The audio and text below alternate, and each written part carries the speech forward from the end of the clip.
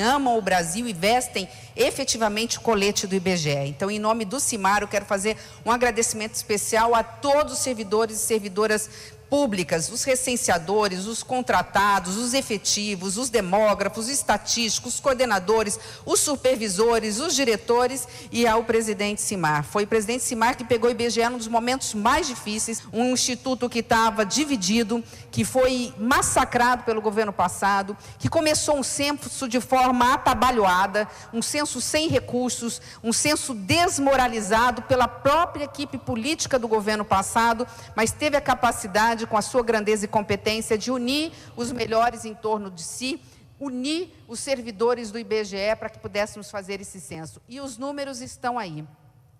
Este ano, nós tivemos que tomar com coragem, mas coragem não nos falta, né, Sônia? Uma difícil decisão.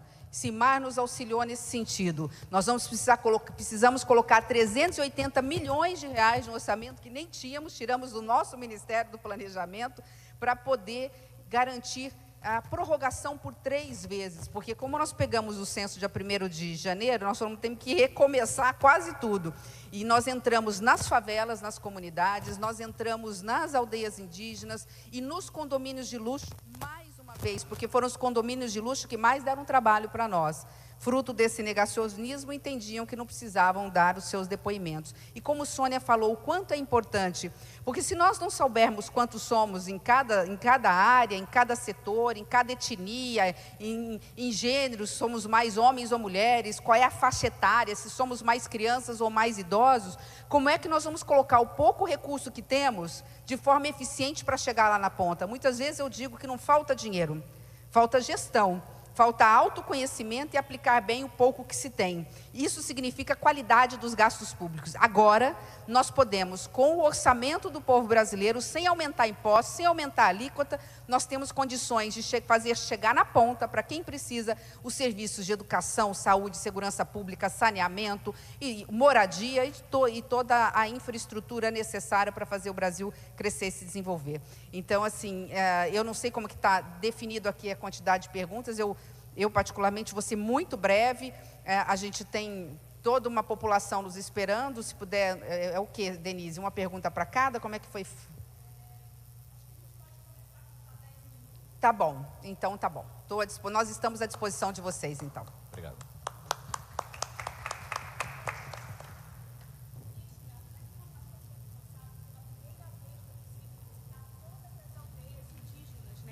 Queria saber se isso de fato foi um marco, né? A diferença disso, de que maneira isso traz um retrato mais eficiente e também ajuda a pensar essas políticas públicas. Inclusive um trabalho que foi necessário juntar aí outros ministérios para que fosse possível alcançar. Eu queria que a senhora comentasse. Obrigada, você me permite fazer aqui uma correção, porque eu não fui justa com os parceiros, né? Exato, é a primeira vez que nós conseguimos, por exemplo, entrar em muitas aldeias e Yanomamis que nós não tínhamos condições de entrar. E é por isso esse número. A pergunta, assim, não é que aumentou a população indígena necessariamente, é que eram invisíveis, porque o Estado não chegava até eles. Então, como fazer política pública eficiente se você não sabe onde eles estão, o que pensam, o que estão precisando? E isso foi alcançado graças à parceria. Foram 5 ministérios que atuaram, o nosso mais 4, e nós fazemos um agradecimento especial a eles. Tivemos o uso de helicópteros da Polícia Rodoviária Federal, do Ministério da Justiça. Nós tivemos combustível fornecido pelo Ministério da Defesa, né, pelas Forças Armadas Brasileiras. Nós tivemos a parceria de guias indígenas, que Soninha nos colocou, porque senão muitas vezes as pessoas não tinham contato, não queriam ter o contato, não sabiam o que os brancos estão fazendo ali, né, nos seus territórios. Então foi com toda a gentileza, com todo o cuidado, que nós pedimos permissão para entrar nas suas áreas. O próprio Ministério da Saúde, né? Médicos entrando lá, que já tinham contato com as aldeias, também servindo e dando todo o apoio. Então, veja, quando se quer, realmente se realiza. E nós tínhamos um propósito de entender que Brasil que somos, e nós conseguimos. E aí a resposta à sua segunda parte da pergunta, acho que você de alguma forma respondeu também, né? A partir do momento que a gente tem o raio-x de quem somos, como vivemos, o que queremos, nós conseguimos colocar recursos de forma coordenada. Lembrando que neste orçamento em particular do ano que vem, a saúde passa a ter o limite constitucional de investimento da União, que é de 15%. Então, vai ter mais 40 bi a mais só de recursos que disponibilizados em função da regra que nós temos do arcabouço fiscal, o que vai ser muito importante para que a saúde indígena seja protegida, né, não só pelo Ministério da Saúde, pelos órgãos que dão toda a atenção especial.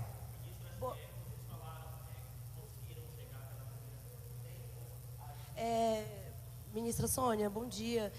O grande cacique Raoni falou ontem, né, destacou o aumento da população indígena muito atrelado à juventude também. A senhora acha que a população indígena brasileira está passando por uma recuperação mesmo, de que, apesar de todos os episódios de violência, você acha que o cenário pode estar em mudança?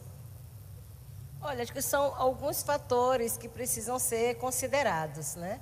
Acho que esse próprio item ali, né, do pertencimento, favoreceu que povos indígenas que estão em contexto urbano também pudessem se apresentar ali como indígena, né? E o outro fator é, sim, as condições, mas também, né, há dados de estimativa das próprias lideranças indígenas desse aumento considerável, assim, nas aldeias, né, de crianças, de jovens. Então, são vários fatores que precisam ser considerados nesse momento, para além das condições, né, suficientes para que as equipes pudessem chegar nas aldeias mais distantes.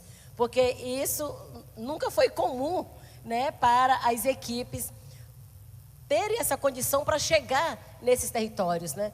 Então, é um conjunto de fatores que pode ter favorecido para esse aumento de quase 100%, né? É 88% do aumento populacional. E isso é incrível, né? E que bom que as pessoas que estão na cidade também se identificaram como indígena, porque a gente sabe que o Brasil é um país originariamente indígena e muitas pessoas, por vários fatores, também se distanciaram, né, e que buscam esse resgate. Então, é um momento também oportuno que as pessoas estão se sentindo muito à vontade para falar que é indígena, sendo que teve um momento que as pessoas tiveram que negar a sua identidade para não morrer, né? Então, é sim né, muito significativo isso para nós. Ministras, então, vocês falaram sobre esse aumento, né, de quase 100%, que foi possível chegar em locais onde nunca o Estado havia chegado antes. E aí a pergunta sabendo essa quantidade da população indígena que tem hoje no Brasil, a gente consegue saber também, pelo fato de chegar até esses locais, quais são os maiores problemas. A partir desses problemas, aí, quais políticas vão ser desenvolvidas para atender essa população? Eu falo no geral, a Soninha fala no específico, né? Bom, primeiro, existem os problemas que são gerais, problemas de todos. E cada ministério tem a sua atribuição. Você vai desde o Ministério da Educação, obviamente tendo todo o cuidado de se manter toda a tradição do educar para essas crianças. O Ministério da Saúde na proteção da saúde e da integridade. O Ministério de Justiça em relação a garantir o direito à vida, a não sofrer nenhum tipo de violência, de discriminação. É um conjunto, né? O governo tem 37 ministérios, todos eles na transversalidade, o PPA mostra isso. O PPA que vai ser entregue agora, dia 31 de agosto, que vai ser a carta, a bússola, né? Vai ser a nossa carta náutica para os próximos 4 anos, ele tem 5 transversalidades, aliás, foi incluída mais uma, 6. Entre a questão de criança e adolescente, entra a questão de educação, da saúde, mas entra a questão de gênero, de raça e de povos originários como um todo, povos indígenas. Só para deixar bem claro que a transversalidade ela não perpassa só pelos povos indígenas, mas pelos povos originários como um todo, quilombolas e tudo mais. Então, diante dessa realidade, todos os programas e ações dos ministérios, todos, sem exceção, a pergunta é, nessa ação, nesse programa, tem alguma coisa que pode ser feito em relação à criança e adolescente, uma transversalidade, em questão da sustentabilidade, que é a questão ambiental, em questão da política de gênero, em questão dos povos originários e povos indígenas. Então, todos os ministérios têm ações afeitas à questão dos povos originários, no caso também dos povos indígenas. Ministras, presidente, a gente está ao vivo aqui na RBA TV, no Bora Cidade. Eu queria perguntar para o presidente a questão desses dados, né? O que já pode ser falado sobre esses dados? A população, em que região teve a maior crescente dessa população indígena brasileira? Então, obrigado. Então, esses dados, como eu falei para você, é um verdadeiro descobrimento do Brasil, um aumento expressivo, né, 88% de aumento. Nós temos aumento praticamente em todas as regiões, e esse aumento ele se dá principalmente pelo fato da dedicação, né, e o formato que o IBGE aplicou nessa divulgação. Pela primeira vez, nós fizemos a consulta. O que significa isso? Nós cumprimos a recomendação 169, a Convenção 169 da OIT, que é consultar, né, a população indígena antes de fazer o censo. Fizemos isso nas favelas, fizemos isso junto aos quilombolas. Então, ter feito esse trabalho, ter trabalhado junto com as associações, com a FUNAI, fez o aumento ser bastante expressivo. Ou seja, a gente tem um retrato mais fiel, mais fidedigno e mais tecnológico da população indígena do país. Ministra Sônia, boa tarde a todos. Eu queria falar sobre um problema que acontece muitas vezes, algumas terras indígenas, algumas aldeias acabam ficando em lugares onde a gente tem muito problema de criminalidade. É o caso de Jacareacanga, por exemplo, onde a principal atividade econômica é o garimpo e muitas vezes esse garimpo irregular. De que forma o censo pode ajudar, inclusive, a levar outras formas de economia para os indígenas? Digo isso porque eu já entrevistei alguns indígenas que dizem: eu não tenho com o que trabalhar senão para essas pessoas que acabam sendo, na verdade, criminosos. Não é por uma questão pessoal, mas é por uma questão econômica. De que forma o censo ajuda nisso? Por favor. Na verdade, não são as aldeias que chegaram no lugar que tem criminalidade, né? Foi a criminalidade que chegou nas aldeias, nos mais diversos lugares, né? E isso se atribui às invasões dos territórios indígenas, né?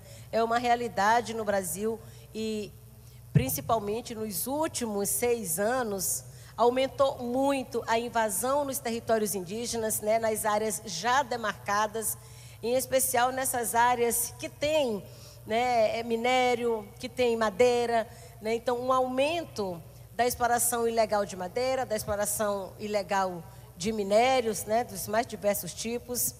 Mas a gente não pode pensar um território indígena e a renda desse município ou no entorno desse território como uma única forma de renda ou uma atividade ilícita, né? Não se pode promover isso, não se pode valorizar isso. O que se tem que fazer, né, agora, a partir do censo, quantos indígenas tem e que tipo de renda nós podemos promover ali de acordo com a realidade deles, né, para que eles não se envolvam nessas atividades ilegais, né? Assim como a população também precisa de ter esse apoio para a geração de renda. E para que os indígenas estejam bem no seu território, é importante que o entorno também esteja bem e tem essas condições, né, de renda, né, do bem viver também para todos, né? Então o censo vai ajudar muito nisso também, para a gente poder ver como que atende esses indígenas, como que a política pública do Estado brasileiro pode chegar a contento. E aí eu digo, em relação à saúde, porque em todas as políticas públicas existentes no Brasil, tem-se o recorte indígena, né? Tem o Ministério da Saúde, tem a Secretaria Especial de Saúde Indígena, que trabalha especificamente com a população indígena, né? Na educação também tem esse recorte de se fazer uma educação diferenciada para os povos indígenas. E a partir daí a gente pode pensar de fato essa educação diferenciada, essa saúde, né, de forma suficiente. E aí a questão da geração de renda é pensar diretamente com essas comunidades. Queremos nesse momento registrar a presença do prefeito municipal de Belém, senhor Edmilson Rodrigues. Vamos à última pergunta, por gentileza, dessa coletiva.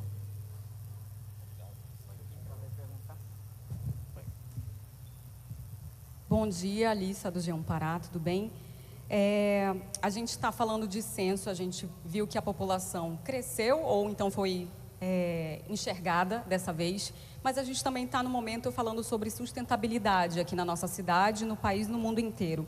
Então, de que forma a gente pode ouvir agora essa população que está sendo enxergada para falar e colocar ele no centro para a gente escutar e ter políticas públicas voltadas para o meio ambiente?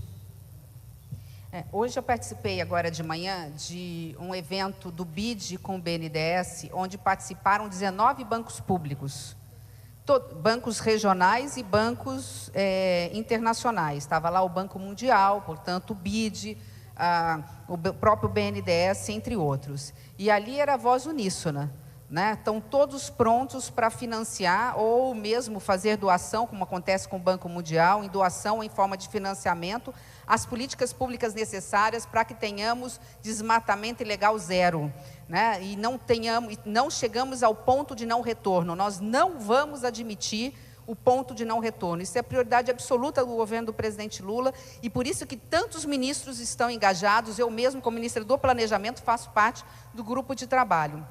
Dito isso, hoje foi assinado, o segundo, foram 3, mas o segundo, um termo de acordo entre o BNDES e o BID, passa agora pelo meu ministério em setembro para votação na comissão COFIEX, que é financiamento externo. Nós estaremos aprovando esse financiamento de 4,5 bilhões de reais. Não é para o Brasil, é 4,5 bilhões de reais para a Amazônia Legal. E nesse caso aqui, mais especialmente, a gente sabe que grande parte, pelo menos desse ano, virá para o estado aqui do Pará, e, em função da COP30, acreditamos. Para quê?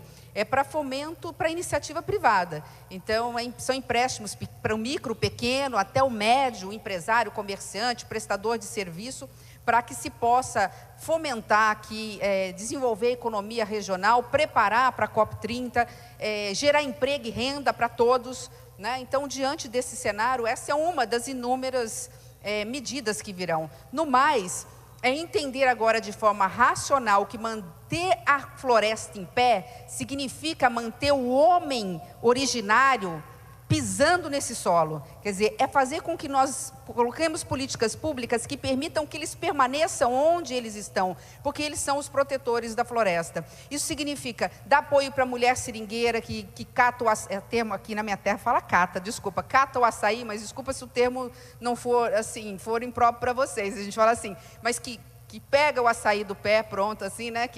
Ou mesmo as outras frutas, para o homem ribeirinho, para o pescador, para a sua subsistência, agricultura familiar, onde é possível fazer o plantio familiar para a subsistência. E para encerrar, o presidente Lula acabou de relançar o PAA, que é o Programa de Aquisição de Alimentos. Ele serve não só para colocar alimento na merenda escolar das nossas crianças, mas também para fazer estoques. E esse programa, ele visa, entre outras coisas, garantir a compra desses produtos originários, como disse, né, desde que não haja desmatamento e muito menos plantio, mas aquele da política de economia de subsistência, que também é uma forma saudável e sustentável de se manter a economia local atuante, ativa, sem derrubar árvores. É possível extrair. Não vamos esquecer que é o nosso sonho, mas sonhos existem para a gente realizar. Também os bancos têm interesse na biomedicina que a floresta é capaz de produzir. Imagine grandes indústrias sem chaminé, indústrias do bem, sendo implantadas nos estados amazônicos como um todo, tirando, né, da natureza aquilo que a natureza tem na área da medicina, da biomedicina, aprendendo com quem? Com os povos indígenas, que é dali que tudo vem. Então, acho que assim, são grandes os sonhos, mas maior ainda é a vontade que nós temos de fazer com que esses sonhos se realizem. São 20 milhões e 28 milhões de brasileiros que moram aqui. Nenhum brasileiro ou brasileira dos estados amazônicos vão ficar para trás. Emprego, renda, carteira de trabalho faz parte desse programa que envolve e que trata da sustentabilidade.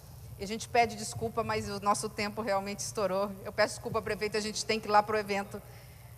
Neste momento, encerra-se esta coletiva de imprensa. Agradecemos a todos os jornalistas e fica o convite a todos para participarem da solenidade do Censo 2022, esse marco para a população indígena do nosso país. Muito obrigado e uma boa tarde.